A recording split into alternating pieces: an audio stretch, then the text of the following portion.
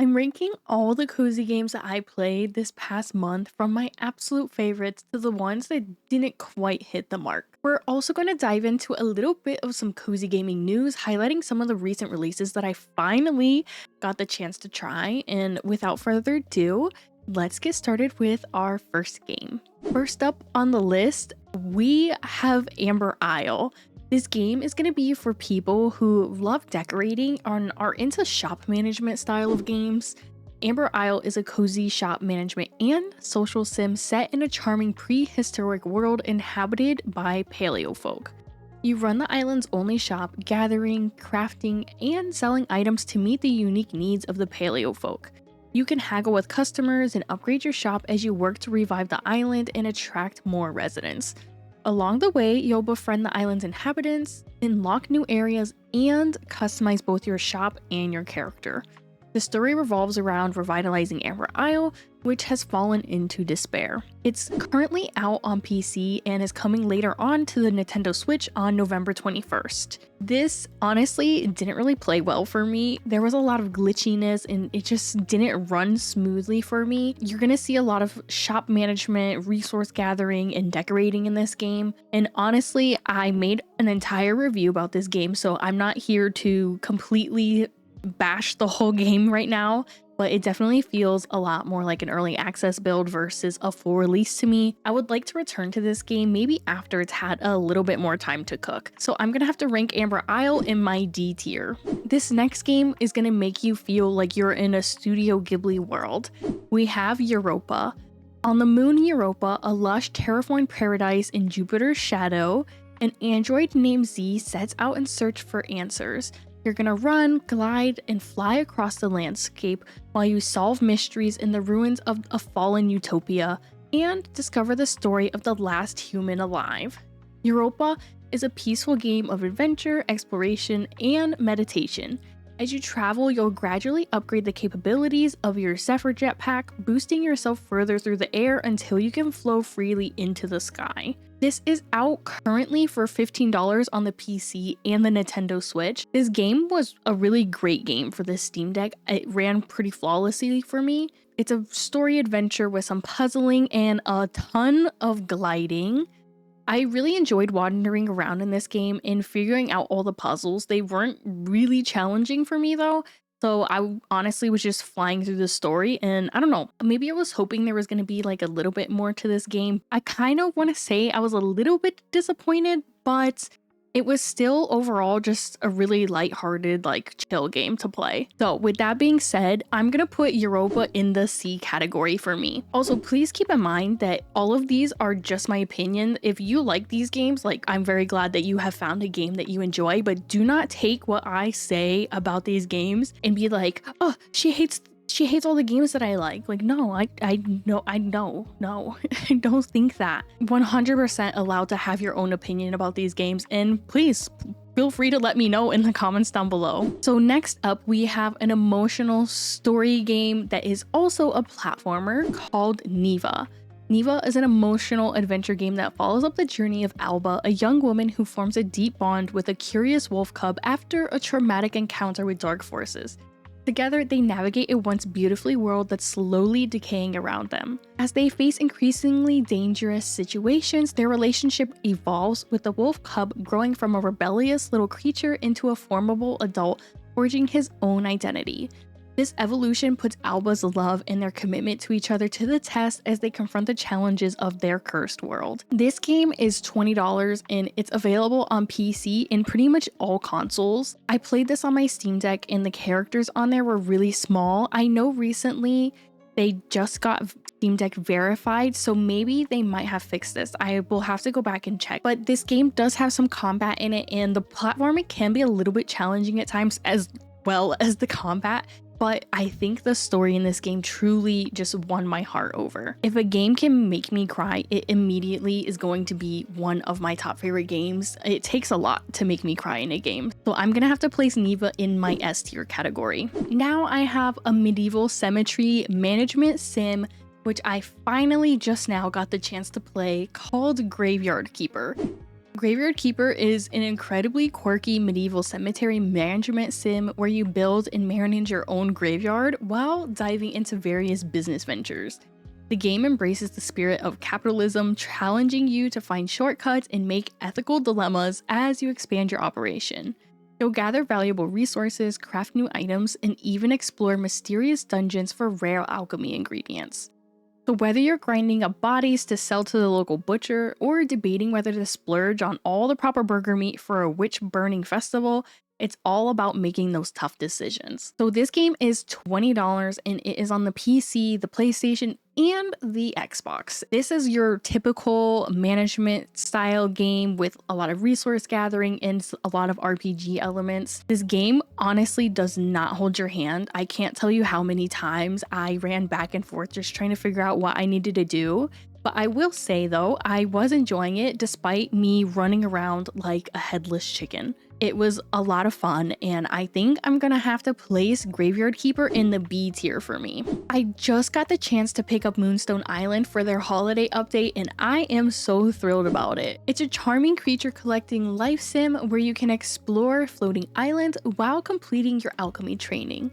You'll spend your time taming spirits and brewing potions, and the card-based battles add a fun little twist to the gameplay. You can befriend NPCs, go on dates, and even fall in love. Plus, you get to travel by broom and glider to uncover the island's secrets, which makes it all the more exciting. The base game is $20 and it is on the PC and the Nintendo Switch, but this game has literally so much DLC. When I first got into this game, I was absolutely shocked. I was like, do I buy all the DLC or do I not? I ended up not buying it because I wasn't too sure if I was going to like the game.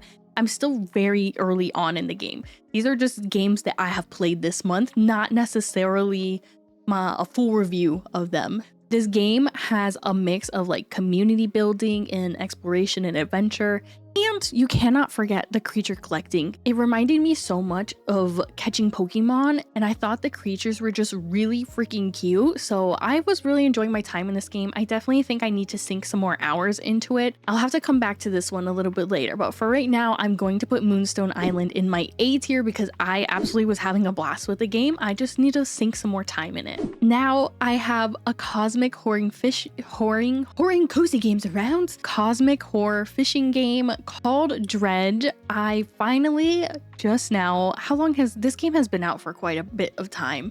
So I just now finally got the chance to play it because it is October, and every October I like to play a ton of different like horror, cozy-ish kind of games, and this one fell perfectly into that category. So that's why if you see on this list a lot of like kind of horror-ish themed games, that's why. This is a single player fishing adventure with a sinister undercurrent. You're gonna sell your catch, upgrade your boat, and dredge the depths of the long buried secrets. You get to explore mysterious archipelago and discover why some things were left forgotten. This game is available for $25 on the PC and all consoles. I absolutely adored this game. I loved how eerie the nighttime was, and to be honest, I was a little bit too chicken to go venture off into the night because one, I didn't want to die. I didn't want to go insane and have monsters chasing after me. I just overall really loved the mechanics of this game and just how it played. So I'm really thrilled to get back into this game and play even more of it. I played, I would say, around like 2.5, 3 hours of this game, and I'm already hooked. I watched this little documentary about the devs talking about this game, and it just completely put this game in an entirely different light for me. So even after my experience and playing it myself, I 100% am going to put Dredge in my S tier category. Next up, we have the Cosmic Wheel Sisterhood. It's a narrative-driven game where you play as Fortuna, an exiled witch living on an asteroid. She's seeking freedom, and you form a pact with a forbidden creature and reconnect your coven after 200 years. You're going to be using a custom tarot-like cards, and you dive into the past and future of other witches, while navigating a complex web of political intrigue that will shape the fate of your magical society. There's a lot of first times in this list. there's a lot of games that I have not played. Wow. This game is $18 and it's available on the PC and the Nintendo Switch. I enjoyed this game. I didn't get too far in it because I wanted to save a majority of me playing it for my community. I really enjoyed the atmosphere that the game is set in, and it reminded me of one of these books that I've read before. This reminded me a lot of it, so I was really enjoying it and making my tarot cards, and you get to like customize your tarot cards. I thought that was so cool. Like, I would love to like do that in real life. I think for right now, since I don't have too much experience for the game under my belt, I'm gonna have to put this one in the B tier. I'll have to come back to this one at a later date to see if I can bump up the score, because so far I'm really enjoying the game. Now moving on, we have Whimel Magic Academy, which is a cozy, slow-paced time management game where you can roleplay as a student at a prestigious magic school. And over 6 years, you'll balance your classes, part-time jobs, hobbies, and friendships while managing your health and finances. You can specialize in different types of magic, shaping your own path. I really thought this game was cool because you have a goal of graduating in 6 years' time just to reach one of the 30 endings, which I'm like, ooh, what is gonna happen in this story? It is currently out for $15 on the PC. And I tried to play this on my Steam Deck and it was, boy, oh boy, was this game rough. The controls just felt very awkward and not really optimized on there. This game is really just a wholesome life sim dating game that also has some time management and a few RPG elements. This was a really cute story and the point and click kind of game. I really liked how unique all the characters you meet are, and the idea of being able to go to a prestigious magic school. It's very simple and cozy for sure. So I'm definitely gonna have to give Whimel Academy a B tier. Now we're moving on to a puzzle game called Magic Cat's Pots.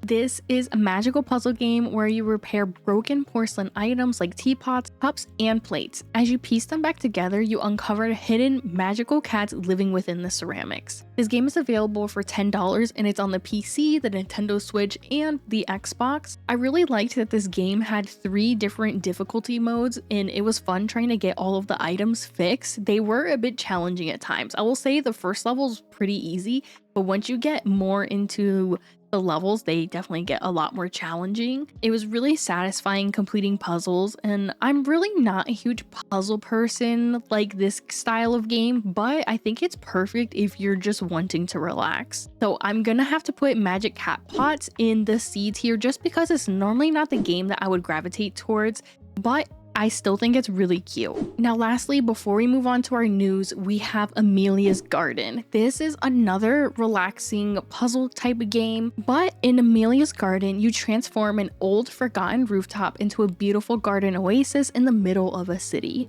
You'll repair broken pots through unique puzzles, plant a variety of seeds, and nurture fruits, veggies, and herbs like strawberries, beets, and basil.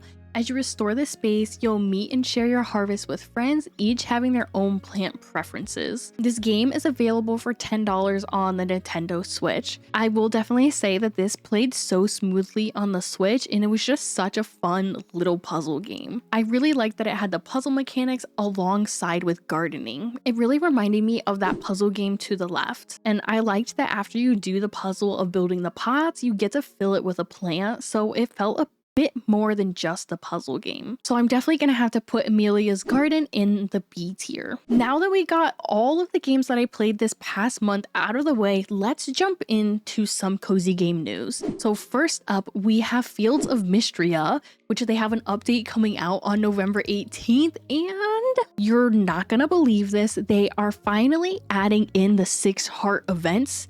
So now we can go romance march some more. That's all I care about. Then for the next part of our news, we have a release date for Tales of the Shire, which I'm very intrigued about. I'm still feeling a little bit on the fence about this game. I don't know if it's going to be a day one buy for me, but they have it releasing on March 25th of 2025. I love when games finally give us the release dates, especially after like hyping them up so much. So I'm thrilled that they finally gave us a date that we can all so eagerly look forward to together. And we also have the Wholesome Snack Game Awards coming on December 10th this year, so I'm really excited to see all the new trailers, special announcements, and just in all the things for cozy gaming, eloped in cozy game news in everything you need to know. And lastly, we have one more game that we finally have a release date for.